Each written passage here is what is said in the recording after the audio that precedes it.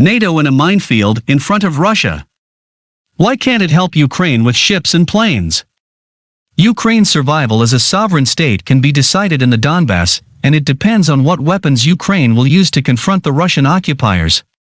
That is why the Ukrainian government is so insistent on equipping its military forces with heavy weapons, such as tanks and rocket launchers, as well as warships, military helicopters, fighter jets.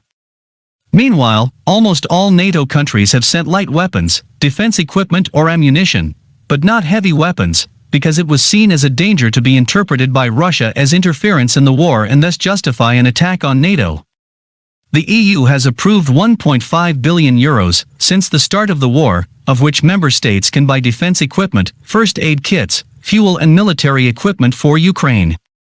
But these funds are not allowed to finance heavy weapons, as many NATO countries now want. So far there are no supplies of fighter jets. Pentagon spokesman John Kirby announced this week that Ukraine has also received MiG-29 fighter jets from the former Warsaw Pact countries. Ukrainian pilots are familiar with this type of aircraft and can use it, unlike Western aircraft, where they need special training. So far the US has made the largest contribution to the Ukrainian military. About $2.5 billion has been approved by Washington since the start of the war.